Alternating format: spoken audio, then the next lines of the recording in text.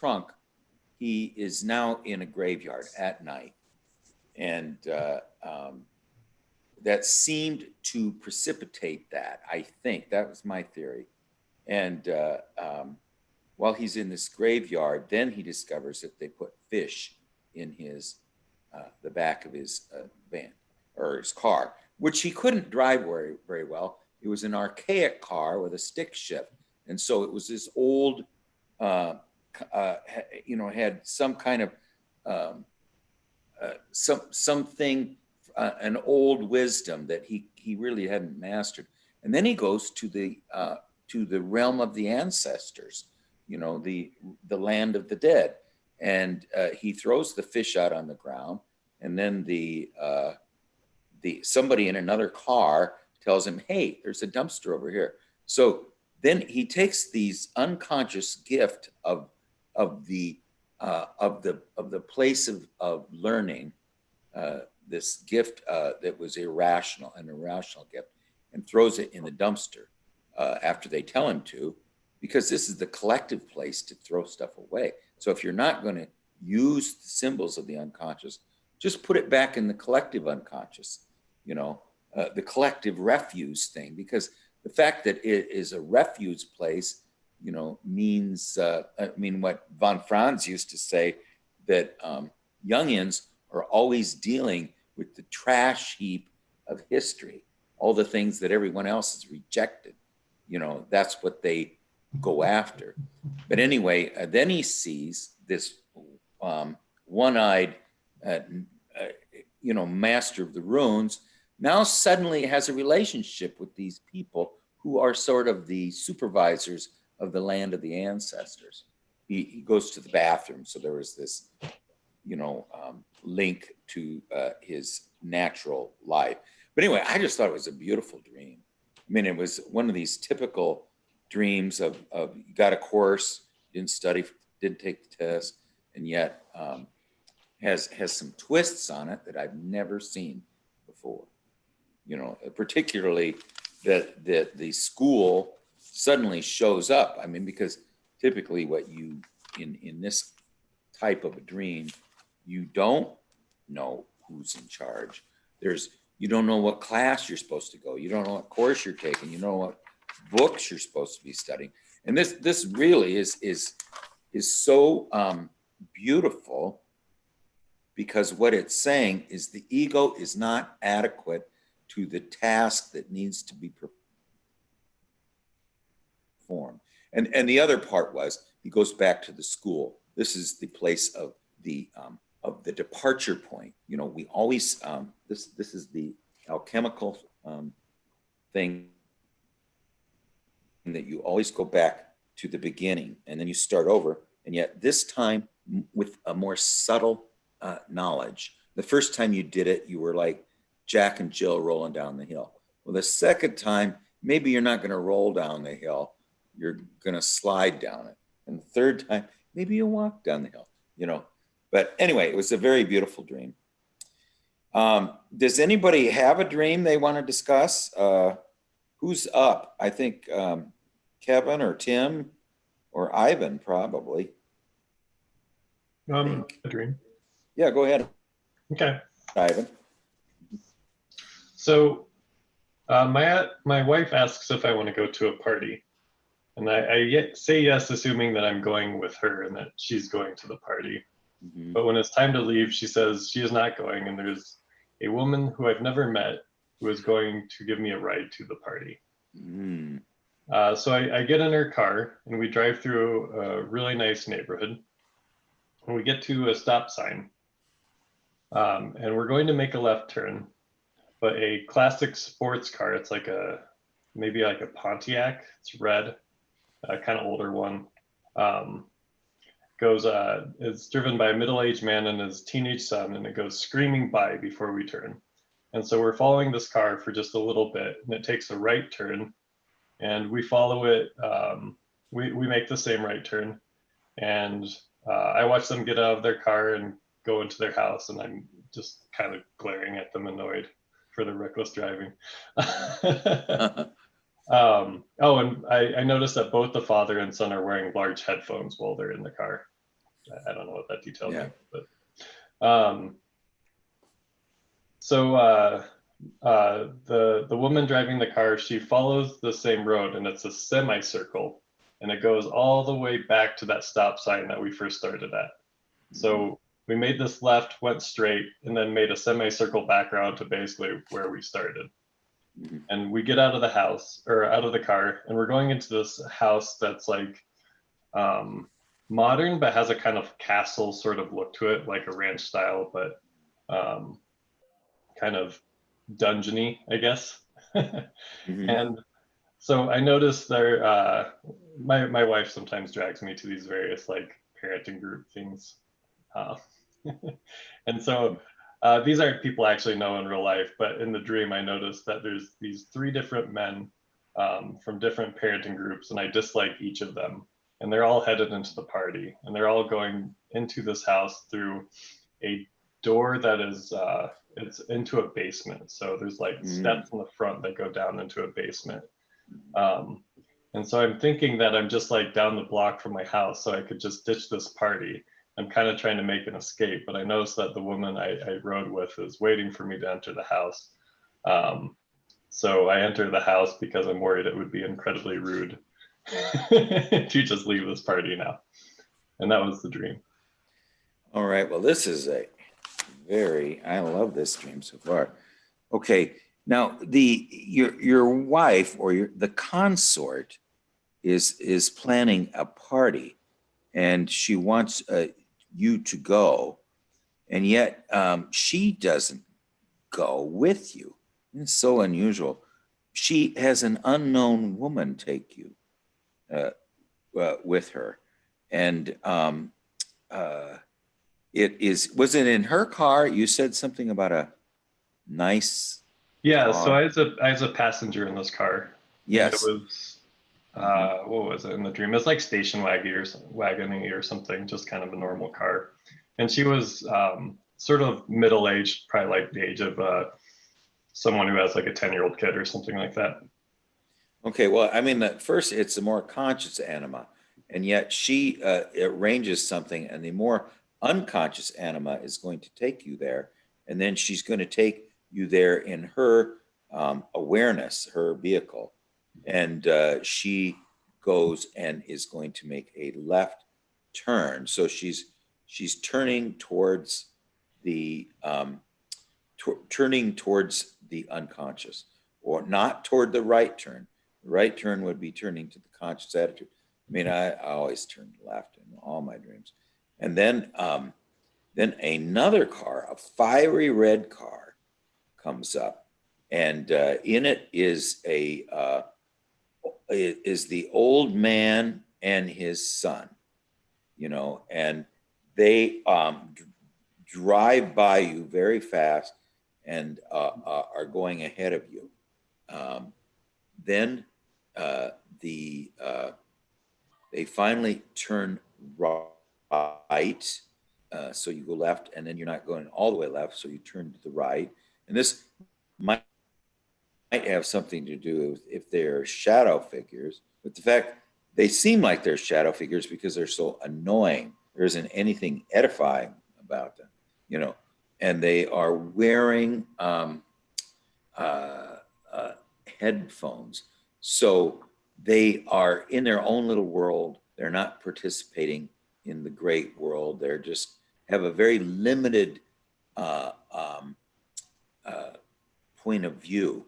I mean, it's just limited by what they hear through the headphones, and then the woman comes back in a semicircle to the place that you is it back to the stop sign? Yeah, this house is on the Yeah. corner. We could have gone right straight Yes. through, and the house would have been there. Yeah, there was some reason for doing that. The So woman who's coming back, she's the one driving your car, Yeah, and so you loop back to the beginning. right. yeah, so there was some purpose in following the path of the old man and his son, and it was it is for Now, it was her choice to follow them, not yours. You're Right. just riding along.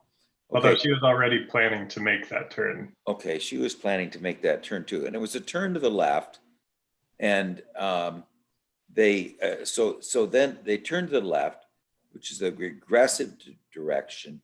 They follow the this figure. You know, at first I was thinking it was the king and his son. So it represented sort of like the ego and his favored son. You know, I mean, there was some aspect about this that you are now with the most unconscious anima, you know, and so these male figures are representing the more conscious attitude, which is part of your shadow. I mean, the there's an the true path for you is to go with the unconscious anima, and the conscious anima is such a mystery that she sets it up, yet she wants you to go not with her, but with this more unconscious anima.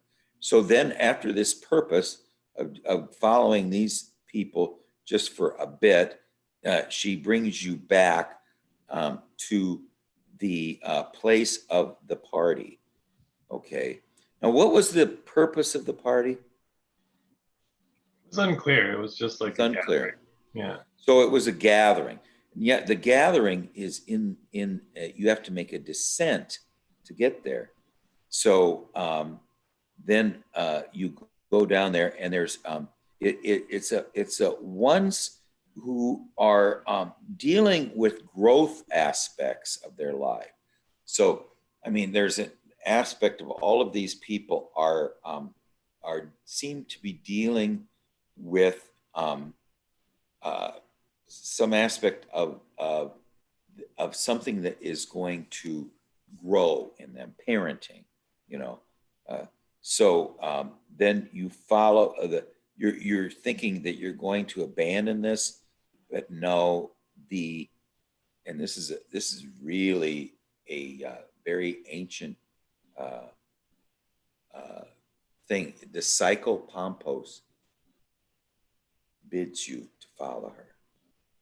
She waits for you, and she wants you to follow her. So she has a purpose, and now she's taking you into the descent where there are other figures there who are associated with her somehow, that are dealing with now, you know, remember that the word imaginal comes from the word to magnify. So it means to expand consciousness. So these people are dealing with the expansion of consciousness through something new that we've never seen before. And they go down into the descent to deal with it. Okay, so they're going down into the depths to expand consciousness, and I think that's what it means by parenting. That means that you are going to take a nurturing role. You're going to be attentive to those aspects of you that are developing. You know. So, I mean, now the mystery here is let's just go over it one more time, and then we'll see what everybody else thinks. Okay, the more conscious anima wants you to go to a party.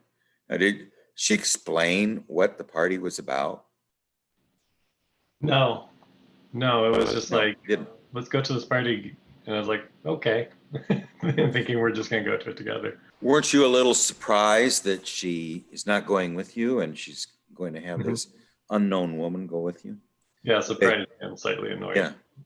Yeah, because so in other words, the more conscious anima is saying that you are in need of following this more unconscious anima, this unknown feminine, you know, and so you go and you follow her in her vehicle. She takes you on a little bit of a journey which is to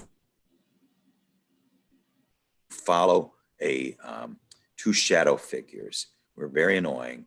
That was the whole purpose of that turn to the left, is just to follow these shadow figures who are in a passionate red vehicle, which is very reckless and not very disciplined, and so it's out of control. So this shadow aspect is a little bit out of control, and it's emotional. It's red, so it isn't really doesn't have a lot of direction. It's sort of aimless. It's just full of the passion of the moment. And so she just wants you to accompany these people. Then she takes you right back to where you started, which is where the party is. She takes you into a descent into an area where development takes place in the depths. And she knows that you are trying to escape and is insistent that you follow her. So now the soul is insistent that we go with her down. Now, wouldn't you really enjoy that you're an irresponsible person, and yet the soul is insisting that you follow her down there? So anyway, why don't we just start with Gary? What do you think, and go through? And I'm going to sit here and brood on it a little bit while you talk. Yeah, I think it's going to take some brooding. But yeah. So when the descent was into the basement of the house. Yeah, the descent was into the basement, and I'm actually kind of recalling a detail of the dream that I somehow knew that the party was in the backyard, like it was a walkout basement. But I don't think I actually, in my dream, went there. I just knew that's where it was. And what was the architecture or whatever again? You said it was modern. Oh yes. Yeah, it was in a modern neighborhood, but it was very like stone bricky, looked sort of like a castle, but a single-story house. Oh, okay, yeah. So the basement felt ancient. Yeah. All right. And then when you first followed the car, they get to a point and they make a right and they go directly into the party. And you make the car. Right. No, the car doesn't go to the party that we're following.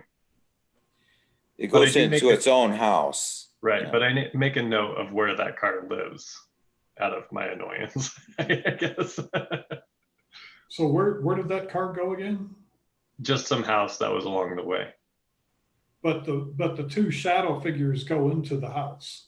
Mm-hmm. So just some purpose that the unconscious anima wants to follow them for some reason. But go ahead. I'm sorry. I'm confused. The two guys in the car go to a different house and go into the house. So who is it that goes into the basement of the party house? So then there's three different men that go into the house, and I recognize them as being fathers, and I recognize them as being people that aren't necessarily bad people, but that I dislike for varying reasons and don't want to talk to. But it's not the same guys. Not the same guys. These are different guys. Oh, I see. So not the shadow figures in the car. Not the shadow figures in the car, no. And it's one older, and then the other. I mean, what are the ages of the other? Oh, the one was a father and one was a son in the car. No, that went into the basement of the house. They were all middle-aged men of some form.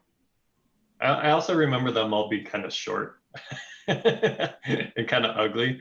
I don't know if that detail. So they're dwarves. They're the creative principle. And anytime you see a dwarf, they're the artisans of the creative principle.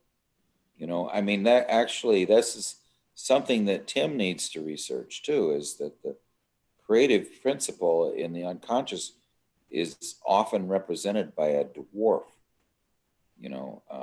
I mean, at least we found that in the case of Charles, that Barbara Hannah had.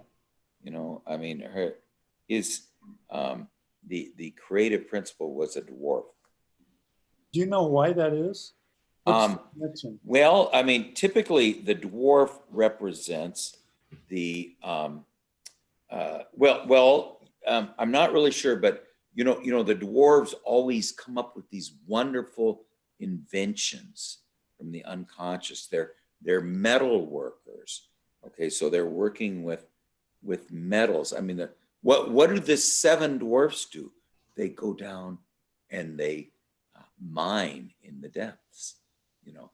And what Jung, when Tony Wolfe, he was going to discharge Tony Wolfe, he has a dream that the dwarves pick her up singing and take her into we're going to take her into the interior of a mountain, and he would never see her again. And so then he knew that the creative principle was going to take this creative muse that he had discovered and take her away from him forever, and he knew that he couldn't give her up. So if he doesn't want it, the dwarves will take her, and they're often called the Kabiri, but they're they're shown with a little pointed cowl, and when Jung in that painting, maybe somebody can find it in the Red Book, when he is there's a picture of Jung watering the unconscious with his attention, and up comes these flowers from the depths, the rooted, and in each one was a dwarf, the creative principle. So anyway, the fact that they're short tends to, and the fact that they're not these people who drive around in red sports cars really fast, is, I'm just making a guess, and since they're going into the depths like the seven dwarfs do, they represent something to do with the creative principle, and they are involved in the development of something. And in this case, they're known as parents, but what do parents develop? They develop the new thing, that what's coming up, so it is, that's a very important point. And also the one that Gary mentioned, that they that this was an old ancient, even though it might not have been an ancient, it was constructed as if it was an ancient castle. So it had this mysterious quality, dungeony, he says. So it's something to do that's far away from the upper worlds. This is getting very mysterious, by the way. I really still can't get over the fact that the conscious anima says, we're setting this up. You are going, the task for you is to follow this more unconscious anima on something like a night sea journey to develop to develop the imaginal world, this creative, to expand consciousness. And that means it's this side of the tree where there's no leaves, the unconscious, which we're unaware of, needs to be developed, and be given our ego attention. And so the helpers in that realm are, and there's a quaternity. There is three dwarf-like figures who, and a Kabiri is not related to the Logos. They are like Hermes. They're the son of the mother, so they are related to the mother, like Hermes is. They're related to the soul. What do you think, Kevin? Or Charles, Yes, either one? yeah, yes, I don't know. The thing I like about um, dream and looking at dream is it moves through one. And so there is a view of one's future, you can say, one future's drive.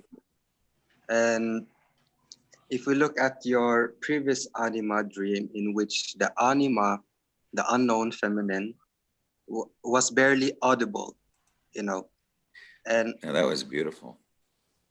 and this barely audible is essentially, like I said, the heartbeat or the movement of life energy, you know, life force.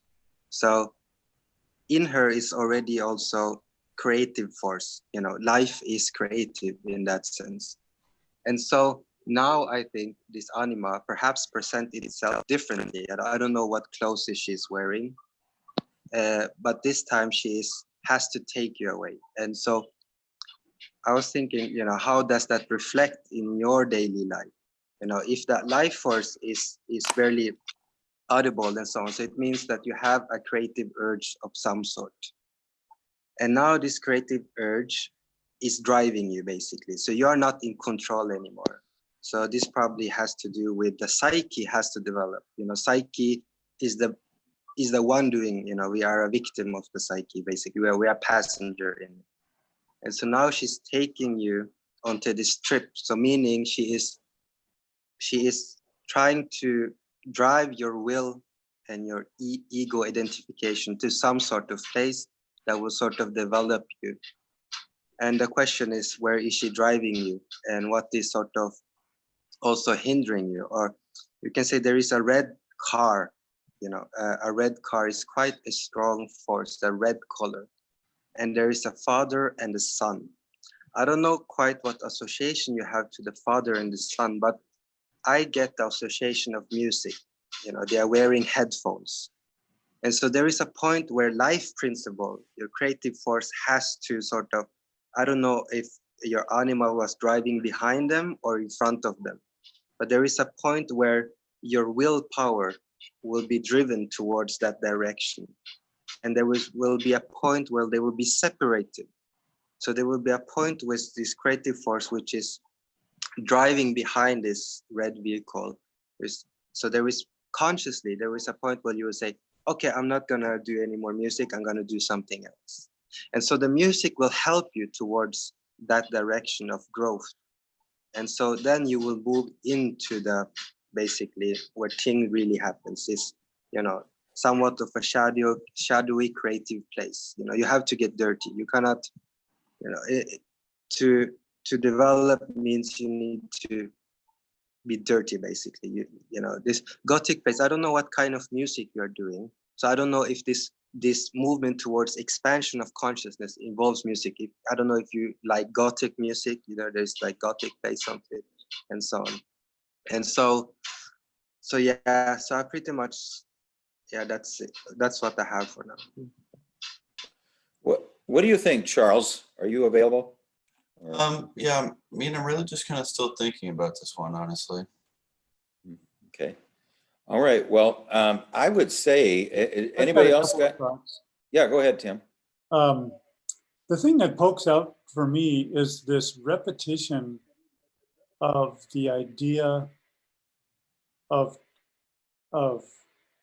bringing your attention back to the process of encountering the subconscious or the unconscious. And in one image, it's the guys going down into the basement. Another image is that she is driving the car. And the one that really sticks out at me is she goes back to the origin. And it feels to me kind of like if somebody started to take me on a trip and I got distracted by the guys in the other car.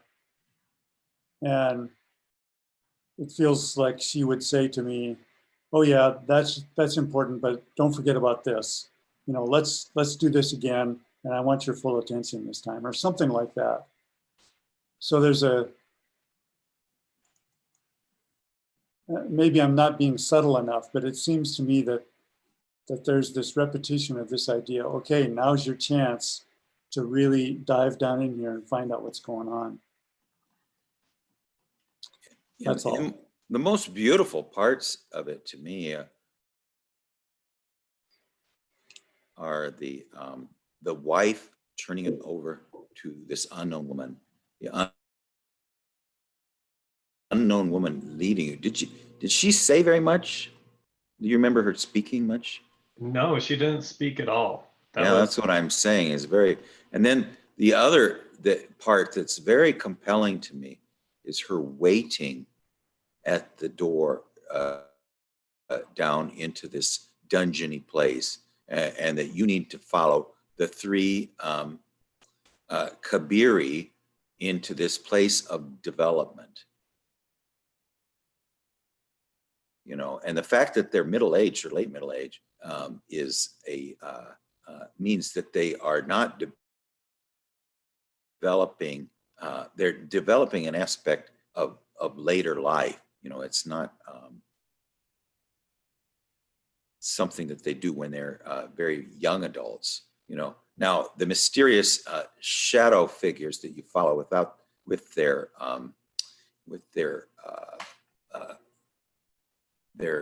headphones. To me, that was the headphones seem to have this quality of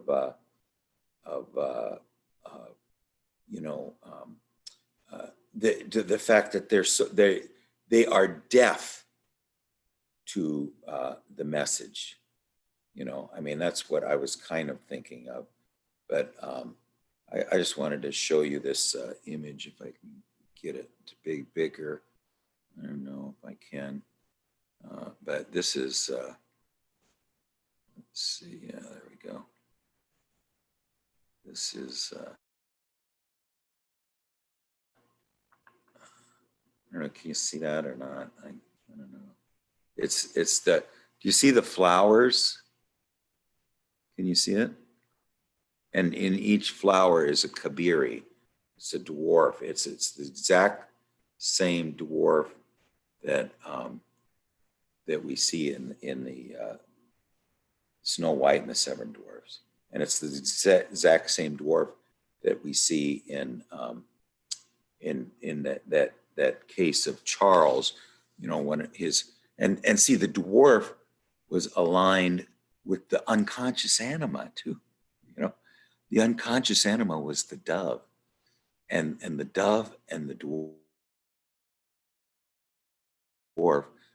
who's not a logos figure. He's the son of the mother, and he's related to the underground. I mean, that's what Kabiri means. And this is what one thing we'll find in Hillman too that I think is so beautiful is the return to Greece. There's no evil in Greece. You know, when Mephistopheles follows Faust into Greece to get Helen of Troy, he's very uncomfortable there because there's no such thing as evil in Greece. So what Jung said, what was unusual about if you went to Mount Olympus, sometimes you'd see there the figures of the depths, the Kabiri, and you know, maybe even Pluto or Persephone would be there. I mean, because these characters of the depths long for the light, and they visit it occasionally, you know. So anyway, I would say the real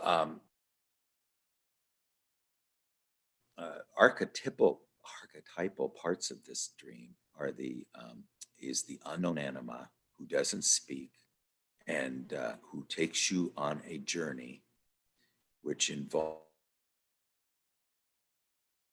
following the shadow that is deaf to the message. It's listening to another song, but not the song of the universe. It's this man-made song they're listening to. And then she takes you, after she's taking you on this journey of following the ones who don't listen to the song, and to see maybe for the first time how unpleasant it is. She then comes back to the beginning and goes down into this old, this very ancient, at least constructed depth. And it's just so beautiful to me. I can just see her standing there waiting for you. She's not going to go down there until you accompany her. So to me, the point of the dream, and of course you don't ever want to point out the meaning of a dream, but it seems to be what the dream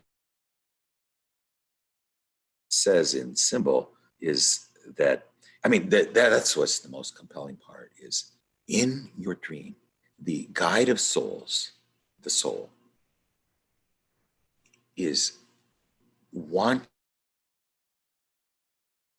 you to join her in a journey into the depths. It's an invitation to you to follow her. Now, how often do we get those invitations? You know, not very often, you know, and that it's just a beautiful invitation. Anybody else have anything? And I mean, Ivan, again, this is a dream that has so many deep aspects in it that, I mean, I'm just extremely impressed with your dream maker. I'm not saying I'm impressed with you. I'm saying I'm impressed with your dream maker. And the interest that she takes in you is amazing. I mean, what is it that she is asking of you? I mean, it seems to be that she is asking a great ethical obligation. I think it's the same thing with Charles. I think his dreams are being very demanding of him and of you, but patient. She sends and waits at the thing. I think it isn't too late. You know,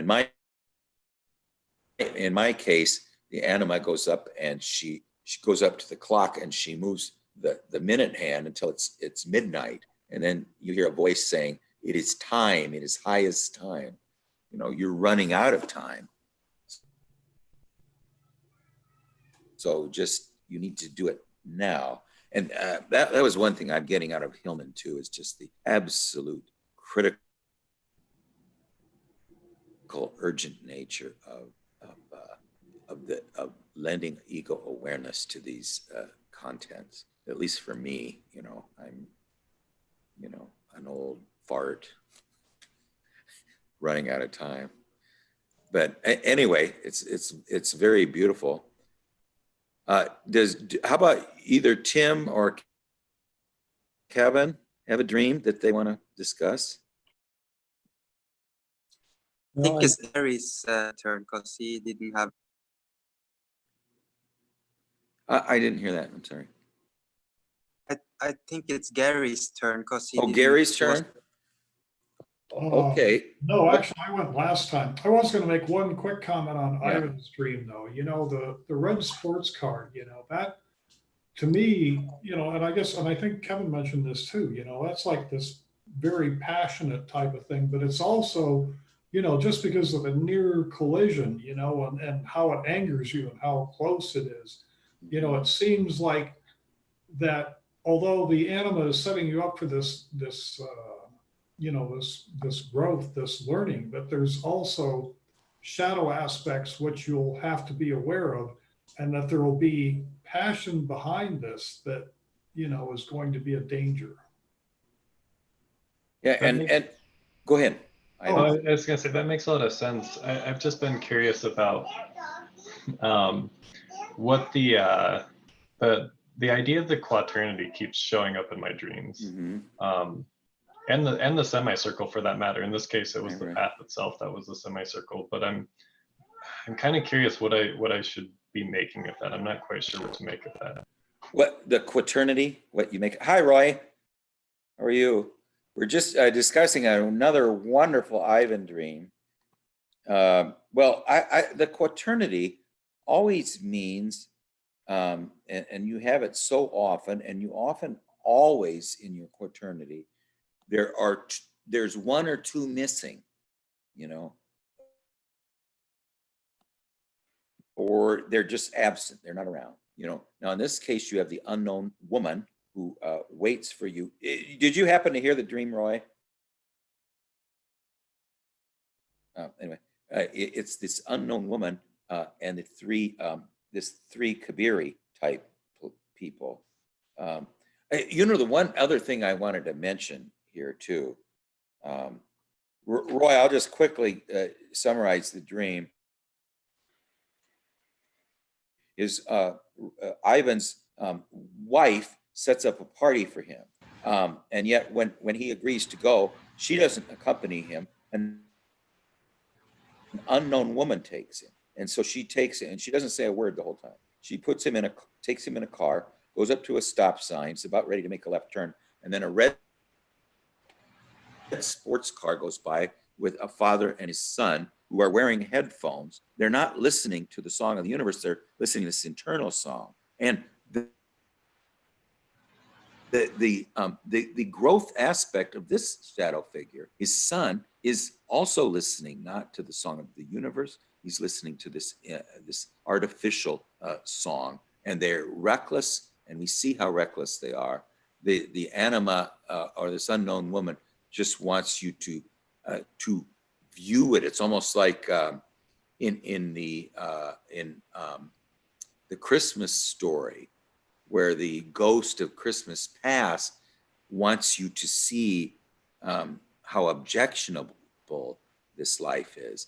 Then she comes back to the beginning, you know, and is going to lead you into an old stone building into the basement, a very dungeony place. And three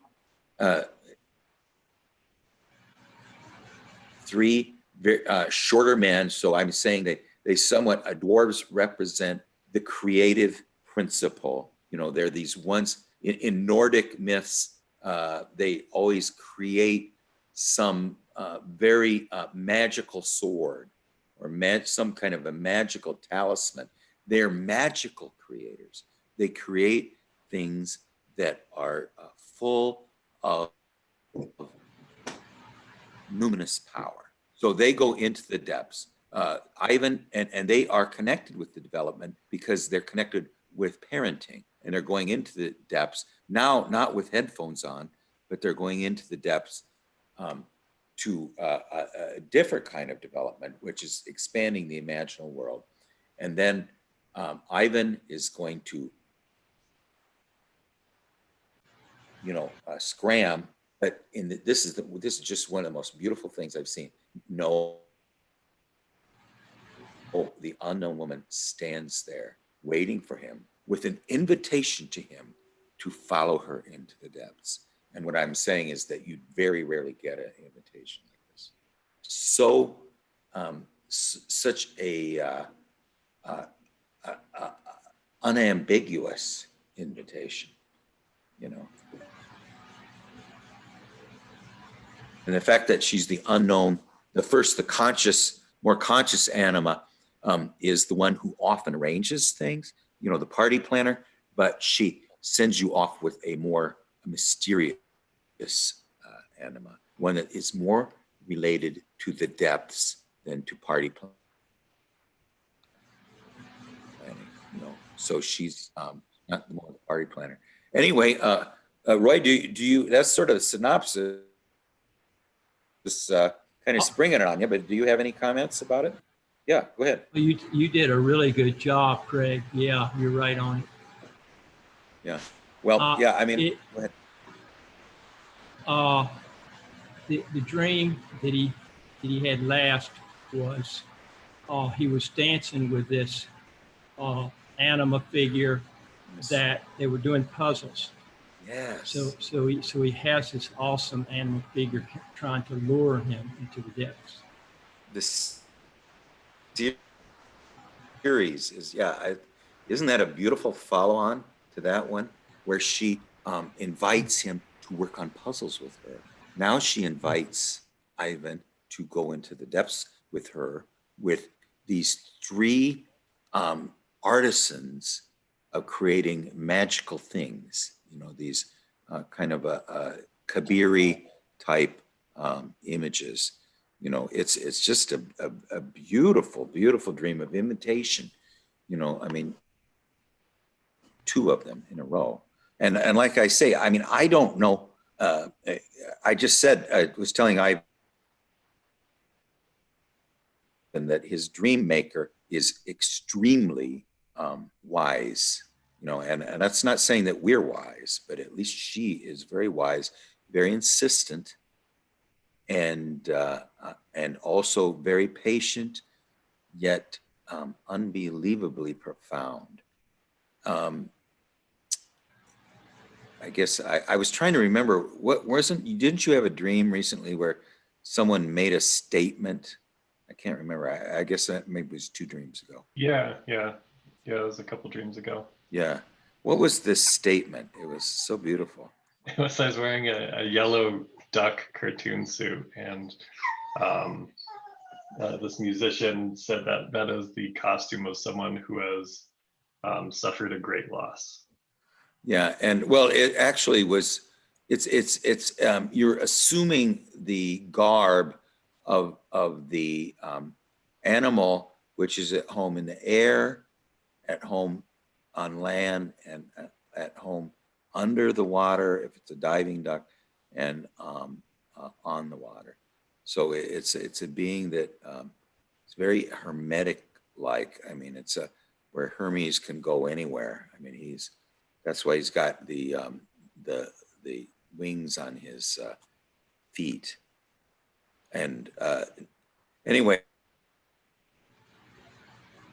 it's a very beautiful dream. Now, Tim, did you have a dream, or Roy? Either one?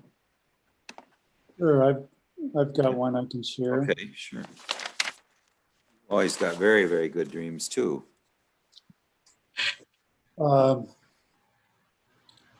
This one, there's some characters in here that I call the camp kids. And this refers to the fact that I, for many years, was a counselor at a church camp. And so there's this whole series of young people that have gone through there that many of whom I still have relationships with. And I always have a kind of special relationship with these kids. So that's what that refers to. So the dream is, it's been a long time since I wanted to travel to a little village to the east where the inventor lives. He's a young man, maybe one of my camp kids, and I'm meeting him and a few other guys for some purpose. We have our meeting, and at the end, I hug them all, and also 3 women that are there in the background, although that's not protocol. I'm going to take a kind of rail car, like a toboggan that he has built, back to my town. And one of the women asks, well, does it go in reverse? So I get in and I run this thing backwards a little ways, but then the track starts going downhill and around corners. And I worry about getting back there, and finally it flattens out. So that gives me a chance to run it forward and trying to get a little momentum to go up the hill. I end up using that speed to get around the corner.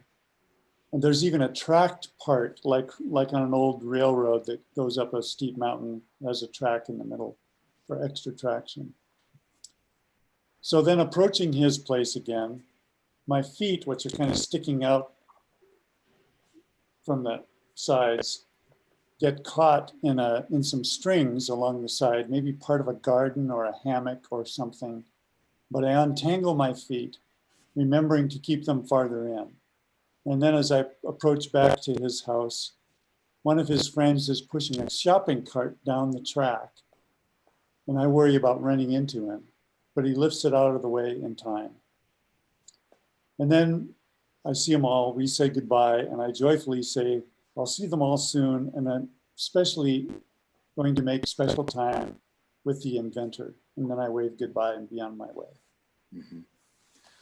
Okay, well, this dream, let's just start, on long dreams, I just like to treat each part of it like it's a dream in itself, you know. So the camp kids. So this is a place where you know, that has the promise of youth, yet it is separated from the ordinary world and possesses the promise of youth. And there is you have this urge to go back to a little village where there is an inventor lives, who is a someone from this sort of a college of the promise of youth, or you know, college or some type of a nature place that has to do with the development of the new. Now you go there, and it's sort of a reunion, so you're familiar with these people and with the promise of youth. Basically, I mean, it is, even though you might be older than them, there is something about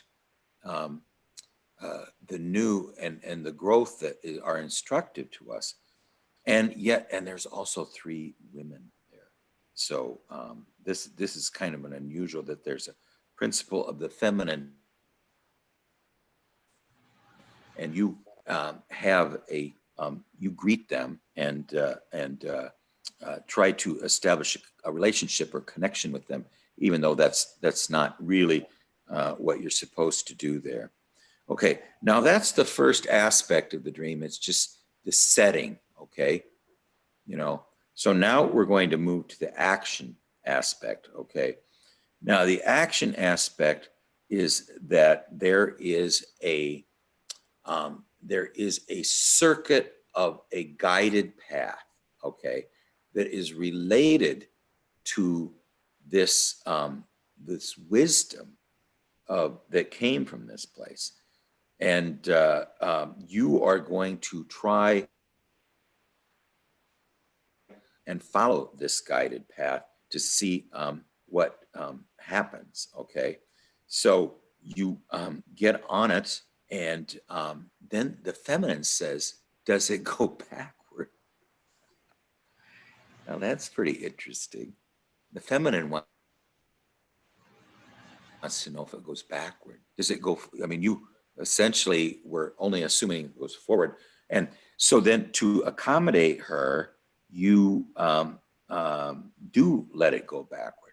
So the feminine is saying, let's not go forward with this. Let's go backwards with it.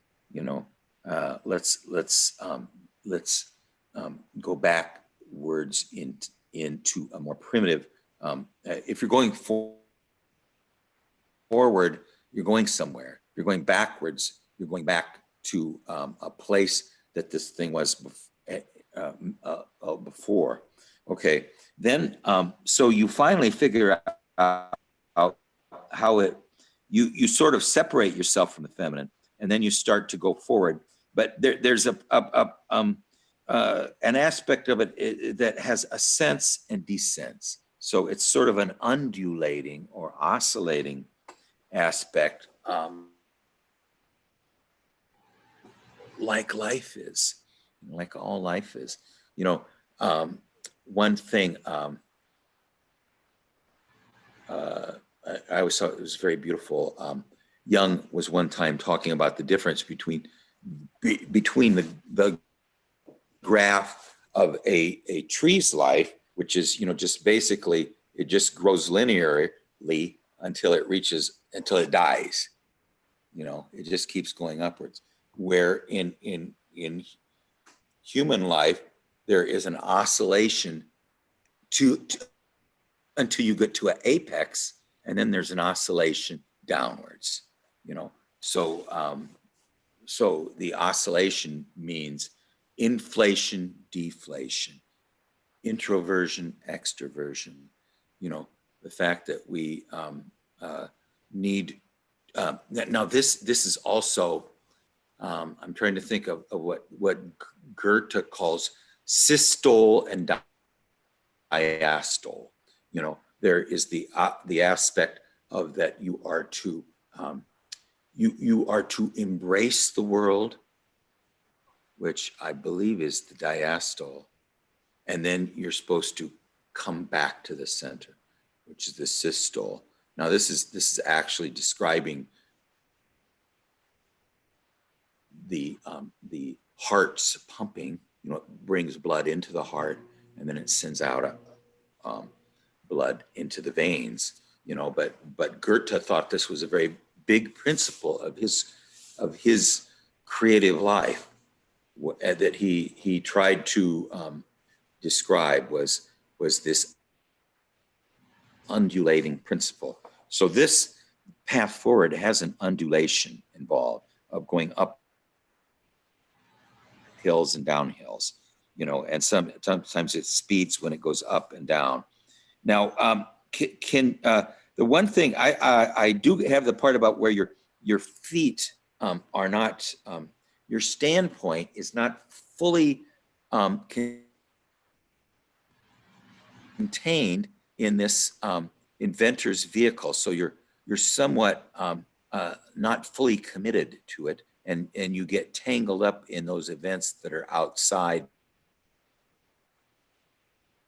the path of this this almost another dwarf-like alchemist or something that has set up this guided path for you. So to me, even though you know you may have once known him when he was younger, he is he's created this wonderful thing which you're going to try to incorporate in your life experience, you know. And yet I'm just guessing that the reason that your feet aren't contained is there's a you haven't fully committed to it. Okay, now now I'm getting at the end here. Can you describe the end once again, because I can't read my own writing? I go backwards and downhill, then I'm able to get my momentum back and come upwards back to this house. That's on the way back to the house. I see this guy with the shopping cart that's in the way, and I get shopping cart. You might run into him. Okay. But then I get back to the house and say goodbye to these people and say I'm looking forward to more, and then I take off. Yeah, it's it's a wonderful, beautiful interlude. You know, it's just like listening to a piece of music. You know, I mean, it has this wonderful quality of why do we listen? Why don't we just listen to music all the time? No, we don't listen to music all the time. We just listen to music as an interlude. You know, and what's the purpose of listening to 3 to 5 minutes or 20 minutes of music and then going back? It sort of links us with the nonverbal world. You know, there's this aspect of being linked, at least in classical music. You know, instrumental music is so mysterious. You know, if you listen to music without any words in it, and it's just of this nature of the divine that you find in some of these great classical composers. You know, it has an aspect of just this refreshment of the lyrical. So so let's just, I'm going to describe it one more time, and I'm going to get out of the way here, and everybody goes. You return to this place that is almost it's this hermetically sealed vessel where the principle of youth, or the principle of growth, has developed an inventor, at least, and you want to return to the little village with the inventor, you know, and then you go there, and there's the feminine there, and he's devised a guided path with a little vehicle there that you're going to try to experience. So you're going to experience the path of the inventor, and you have this sort of a illicit relationship of greeting, at least, with the feminine, which is there's nothing wrong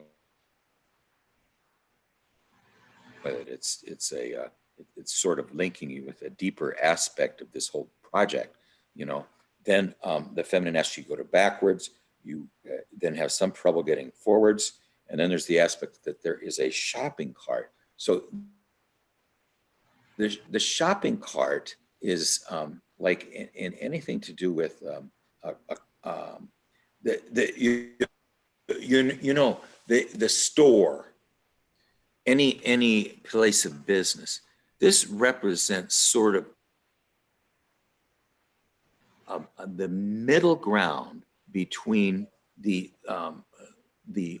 whatever is provided by, for instance, the cornucopia goes into the middle ground, and then we come from the outside world, and it's here in the middle ground. So there's an aspect of a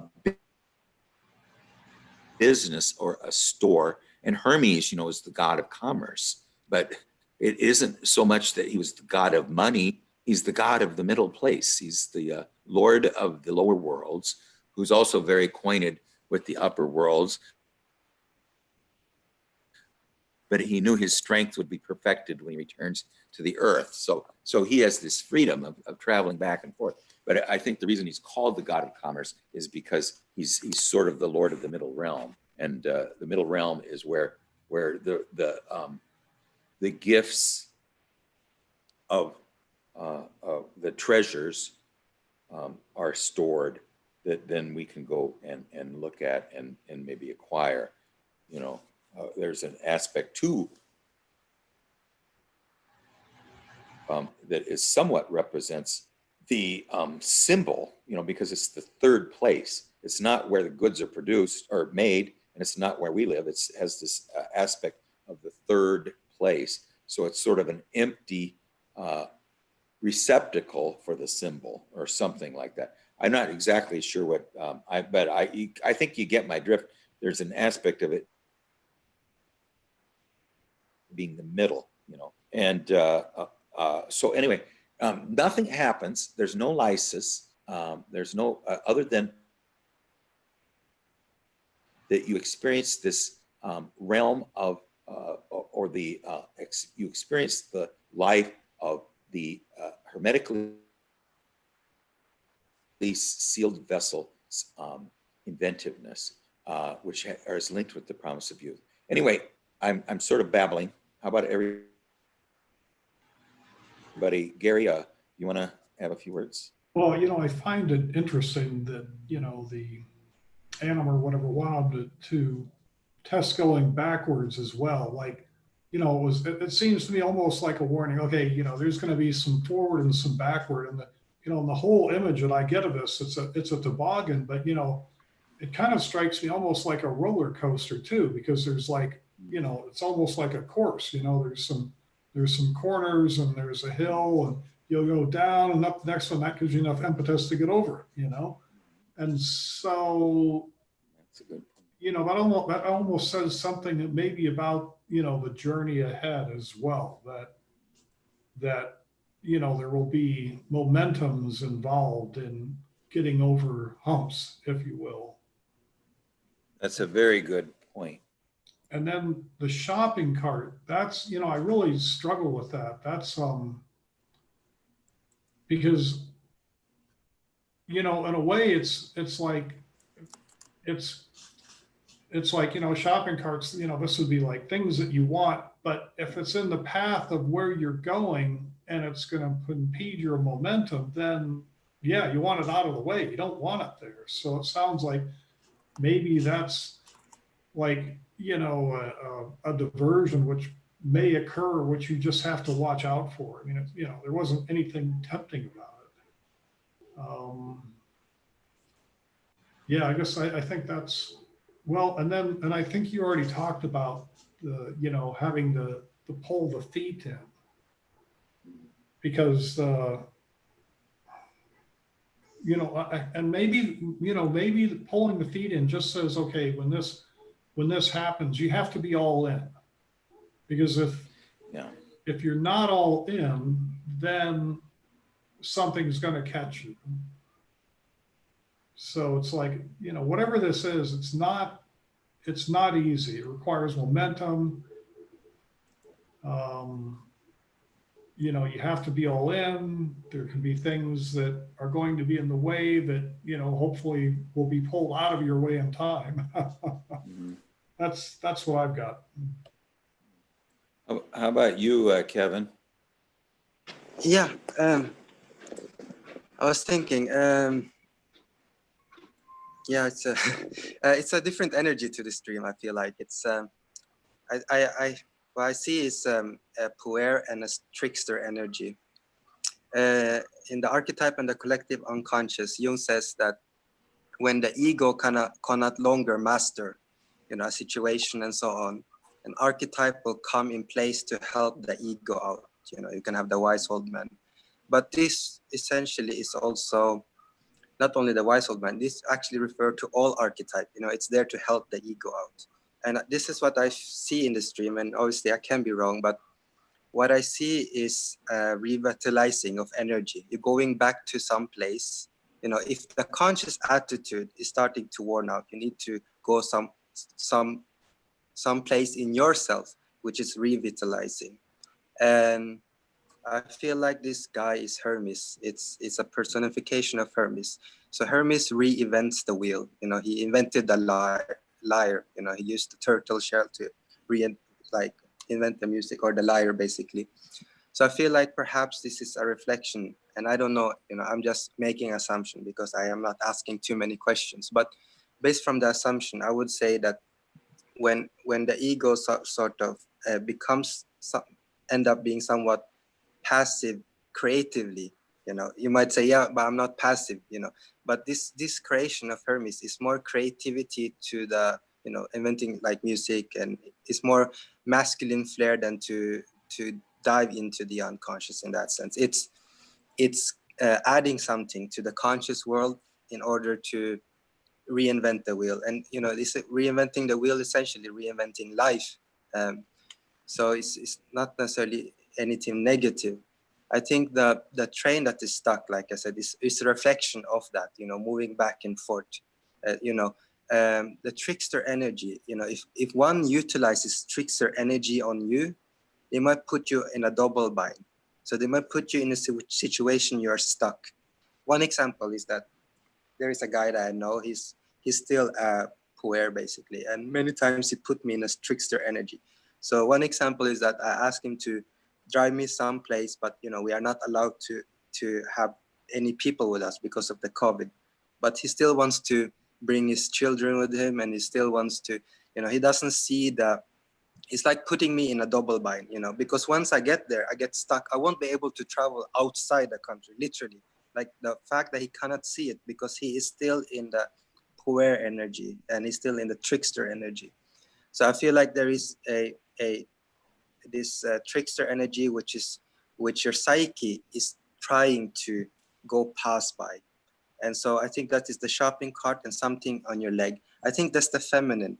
The feminine has this tuple because it's an archetype. One is that it wants to obviously develop you, but another thing, it also can have the negative pull, which is in this case on your feet. So I think what the psyche is doing now, I think is just reinventing the wheel. And I don't think it's reinventing the wheel for the sake of the hermetic way, and so it could be for the feminine as well, but it's just one aspect that you need right now to conquer this obstacle, and to move your energy towards you can say the individuation path. Well, yeah, very good, very good. What do you think, Roy? You're very dramatically lit. Who does Tim, who is the inventor? He's this guy who is among other friends that I associate with this group of camp kids. Kids that were sort of my subordinates years ago, but have become friends sort of as a group. would that put him in the category of a psychopomp? Well, I'm not sure. It's such a weird image. I haven't really thought of what association I have with that. I'm kind of a loner, and so I've got some really good friends, but here's a group of people that have become friends sort of through this institution that are not people I would ever run into in everyday life. So I don't know if that has a kind of psychopomp aspect to it. We have that emotional connection. Yeah. Okay, well, I was thinking of the Red Book when Jung was talking about going east to the home of the sun to get renewed. And that's how I see your journey to this place. And I see the track as two-dimensional, like you have to stay on this track. And I see the anima energy as trying to get another dimension, like going backwards. Does this go backwards? Yeah, just go backwards to give it another dimension. And I thought it odd that you could go backwards and not lose control or worry about the brakes because you were going downhill. And then when your legs are out, to me, that's kind of adding another dimension. You're trying to get another dimension because we die from our feet up. You know, our feet are sort of our connection to life. And you were trying, you had your feet out, maybe connecting with nature or whatever, trying to get another dimension. That's kind of how I'm following it. So it is sort of a renewal type dream, because when we get in touch with our feelings or emotions, we're being renewed.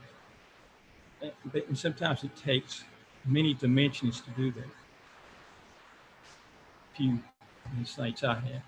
Going to this place going to the east is the place where the morning consciousness is, you know, and going to this place is a place from the deep past that you had many relationships with. So I love that. And the one part I really like is that you're going to go on this two-dimensional track, and the anima is not too convinced. Does it go backwards? You know, I mean, so she's adding that dimension that Roy says. What do you think, Ivan? So something I didn't catch is what exactly happened when you went backwards on the track. Well, I started to worry about this losing control. You know, how am I going to brake? I can't see what's behind me. And when it starts to go downhill, that tension increases, but then it levels out, and I think, okay, here's my chance to go forward again. But then in order to make any progress, there appears this kind of a track system like on a roller coaster that drags me up the hill. Mm-hmm. It struck me that the anima, the feminine energy, wanted you to go backwards, but it was blind. It was uncontrolled. I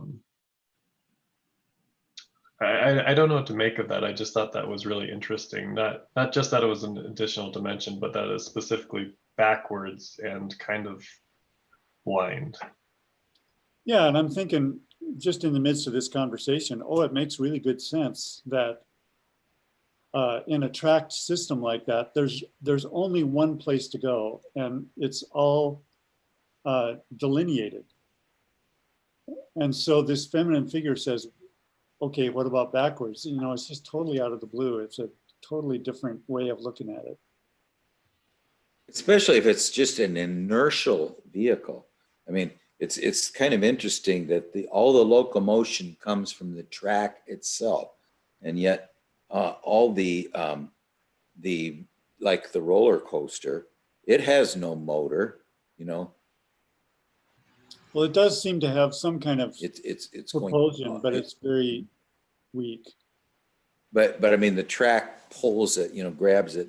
You know, it's like the funicular or something. Right. You know, Yeah. it just pulls you up. You know, and then lets you go, and then the inertia lets you go. So if you're in an inertial vehicle and you start to go backwards, that means that you're using the inertia is backwards, not forwards. There's no self-propulsion going backwards. So I mean, it's just a little point, but it's interesting. Okay, Charles, do you have any comments? No, not necessarily. I'm still kind of thinking about this one also. Okay, sure, no problem. Okay, well, anyway, what do you think, Tim? You got any closing comments? And maybe Roy's got a dream. Well, this has been really helpful. It's always so rich to talk to you guys because you really help enliven this stuff. And I get a dream like this, I kind of get stuck. And as soon as you guys start talking, you know, it makes it really come alive. So thank you very much. You know, I just call this myself the blessed time. I mean, I love images from the unconscious, and I love to brood on them and watch them develop. It's just so it means a lot to me. I mean, I think it's one of the most beautiful things I do personally, but I love it. Roy, do you have a dream that you'd like to look at? Yeah, I have something sort of interesting that happened. I was listening to the group Sunday, and Maggie, who is Chinese, was talking about a dream where there was an opera singer, and she admired her a lot. And in the dream, she became very violent and did a lot of destructiveness, and it sort of shocked Maggie. Yeah. And then, well, my wife is Chinese. She had a dream Thursday night. This is the dream. She was having this woman pester her. She knows the woman, so this is probably a shadow figure. And she kept pestering Adelaide. And then all of a sudden, this salamander appeared.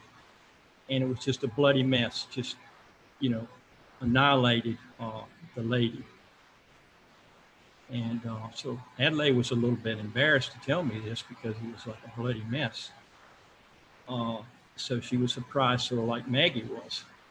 And I think the collective unconscious in a culture, you were talking about this at another time, Greg, how the culture shapes the people's collective unconscious in that area, like the Swiss and the whatever nationality you're in, the geographical terrain sort of shapes their collective unconscious. And I think Chinese have this in them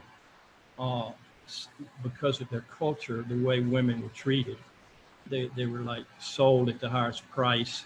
And then they have all this shame to deal with. If they are given back to the family or whatever, that can't happen. You have to succeed. And it's sort of like a violent shame type of duality. And so that was the dream, and maybe we could talk about that, Adelaide's dream about the salamander. Yeah, well, I mean, you know, in the Chinese mythical world, the dragon is a positive figure, but here she is, or the salamander is getting rid of the shadow that is pestering and annoying your wife in a little overly dramatic way, you know, causing blood to flow. But I would say that in the dream, when we see violence, you know, this is my own psychological faith anyway, is that the dream is always trying to steer us towards towards relationship and connection with its depths. And sometimes it does it in stark fashions. My wife, I think, let's see, today's Monday. I think it was like on Friday or Saturday, had a horrible nightmare, and she was, woken up by it. But now, first of all, the salamander is represents typically, in alchemy, is this thing that's impervious to destruction by flames, and so that's, its claim to fame is that it's this being that can't be injured by fire, and it the dream is very simple that she has. The shadow appears and is annoying and pestering her. So here the dream ego is just sitting here, and then this shadow comes and pesters her, and then suddenly the primitive aspects of the collective unconscious is saying that this don't waste your time with this aspect. It's not worthy of your attention. Now, see, I'm grasping for straws here, but I'm just trying to do it. But the idea of the dragon in alchemy also usually represents Hermes before he's differentiated. So the salamander represents the unconscious in its stage of prima materia, or before it has become more subtle and differentiated by lending our attention to it and learning from it. Then it will show up as a elk or a stag, and then later it might show up as a unicorn, and then later it might show up as the wise old man. But in the initial stages of any individuation process, what we often meet is the snake or the dragon, and this is the unconscious. When our differentiation of the unconscious, what we've personified, let's put it that way, we haven't personified anything. There's nothing in the unconscious that we've personified yet. So we haven't brought out this figure and brought out that figure. So the unconscious really just represents, at this point, and it's not its fault, a beast, and for some reason, the unconscious, the wisdom of the depths, is telling your wife that she's okay. This is just a guess. Okay, don't claim, I'm stating, don't chisel this in concrete. Okay, the wisdom of the depths is telling the dream ego of your wife, we're going to annihilate your shadow. You're wasting too much time grappling with it. Before we get anywhere, before we make any progress, we've got to get rid of that shadow. I'm going to just annihilate it. It's not there anymore. Now what are you going to do?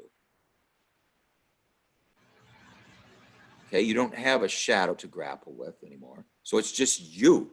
So now what are you going to do? I mean, the thing is, it's in economics, they say if you want to know how the supply curve works, you always go to one extreme, that there's all supply and no demand, or the other, there's all demand and no supply.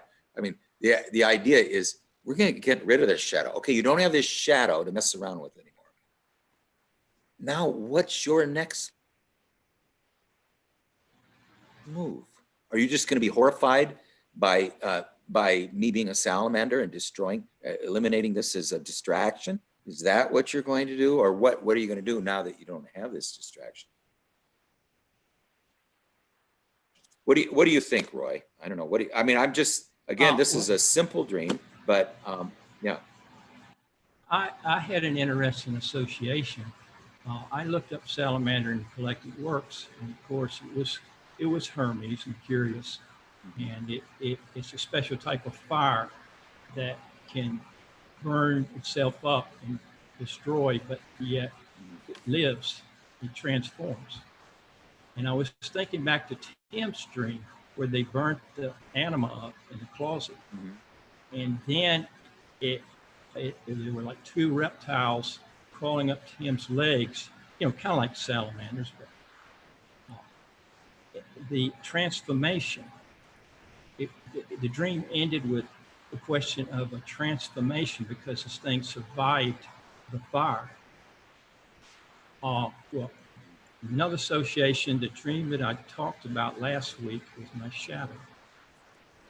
Yes. This shadow usually takes the appearance of somebody much stronger and more powerful. But the figure that it took this time with my arm was the weakest I've ever seen.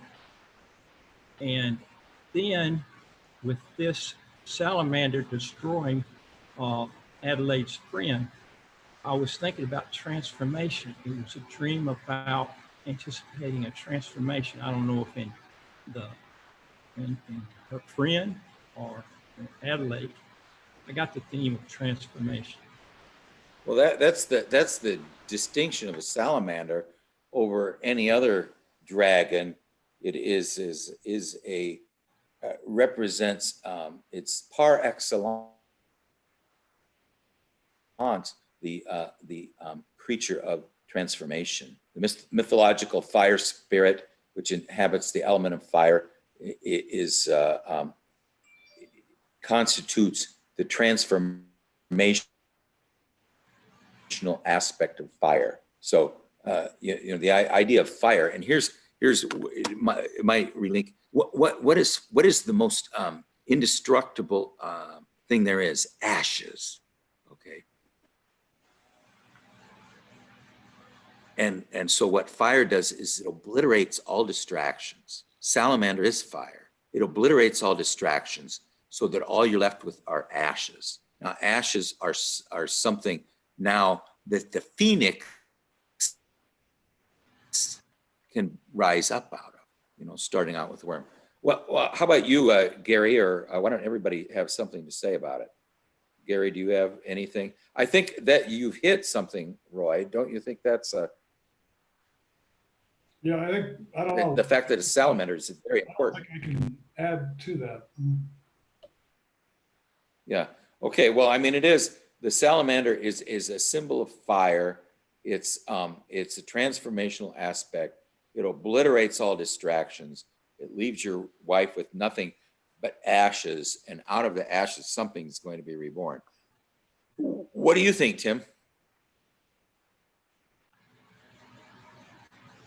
I'm really concentrating on the salamander just because I don't know very much about that. So I'm trying to go back through all of my associations with that, and I don't have any new thoughts. I'm just really glad to have that that suggestion to work with. Thanks. Yeah, they're very unusual looking lizard if you've ever seen them. You know, have kind of like suction cup fingers, and they're often very colorful, yellow and black, with almost look like puzzle pieces put together. You know, and they have a very wide mouth, almost like a tadpole. What do you think, Kevin? Yes, I think salamander is probably one of the most interesting images. I had salamander dream once, and I feel like salamander crops up when there is transformation, individuation process going on. But it's a particular type of individuation process. It's a poisonous, it could be a poisonous process. And not any part of you can handle the salamander. Even with me in my dreams, I couldn't handle it. You know, I had to use a broom, you know, like the image, one of Jung's work. I had to use broom. But my shadow, from Palestine, a warlike zone from Gaza, he was the one that was able to feed the salamander with bread. So my transformation process couldn't be fed from me directly. I was too afraid for it. But my shadow was, a person that is, lived in a war zone, basically. He was the one that was able to feed the poisonous, transformative substance. So I would say if a person dreams of salamander, it's probably going to be an individuation process that is not going to be easy. It can be poisonous, like I said, and handling with this transformation, one has to be careful. That's all I have to say. It's a powerful image. It is a alchemical dream, and it's not a very ordinary dream. So that's why she needs to pay attention to it. This is not, and the fact that it it was somewhat disturbing is probably healthy to get our attention. What do you think, Ivan? So I was doing a little Googling here for some meanings around the salamander, and I found this, which was interesting, which is the salamander is mentioned in the Talmud as a creature that is a product of fire, and it relates that anyone who is smeared with its blood will be immune to harm from fire. Mm-hmm. And its blood is everywhere. Yeah. Yeah. So the blood and the salamander together is, I think, is a very powerful symbol. And it's something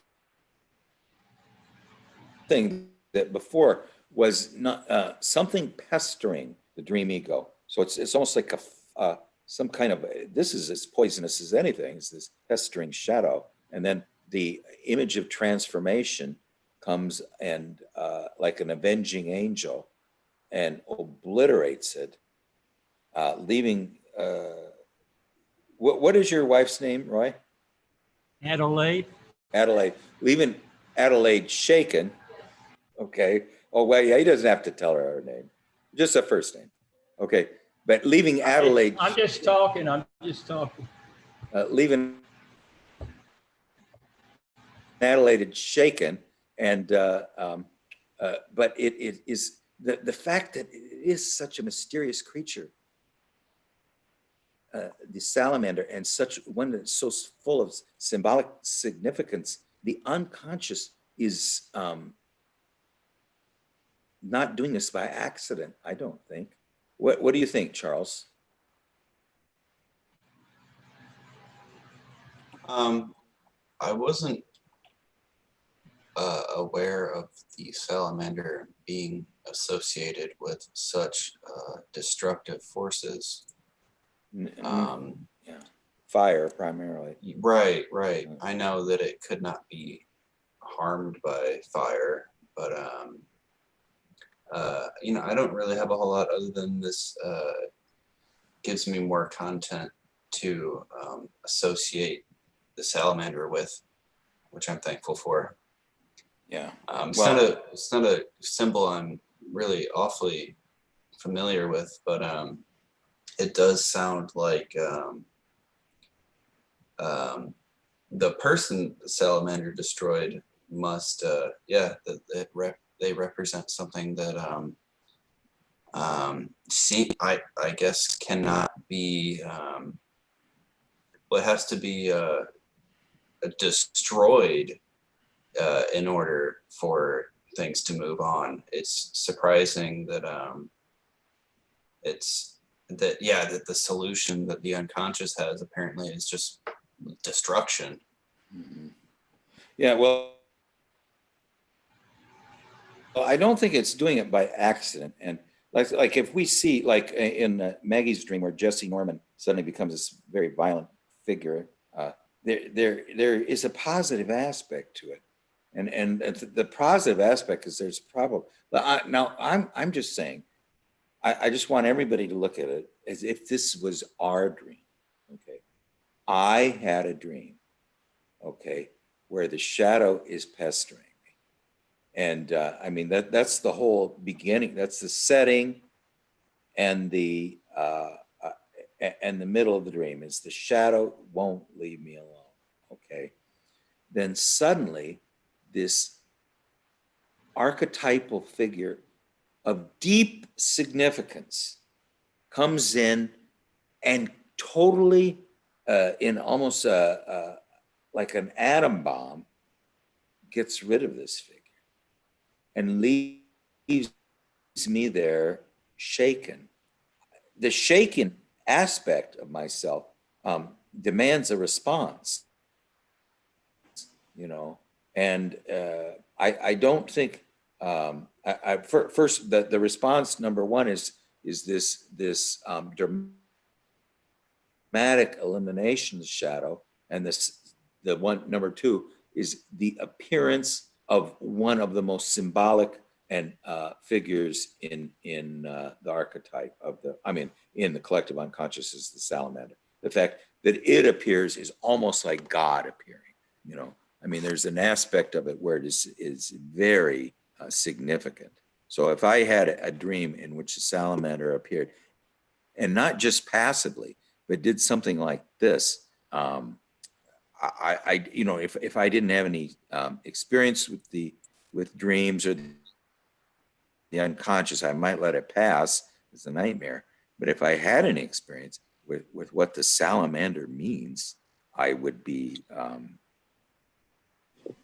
I would need to respond. I would need to do some type of a drawing of it or an act of imagination, and I would never forget it in the rest of my life.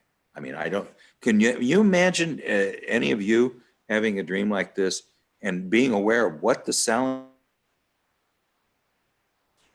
is and who the salamander is and forgetting this dream? This is a dream definitely that you would put in the house of temple of wisdom of yourself on a stained glass window, because it's a seminal dream of transformation. Yeah, What do you think, Roy? Oh, go ahead, Kevin. Yeah, Roy. yeah. What did you think, Roy? I mean, don't you think that this would be a seminal dream in your personal myth if you? I mean, it's so powerful.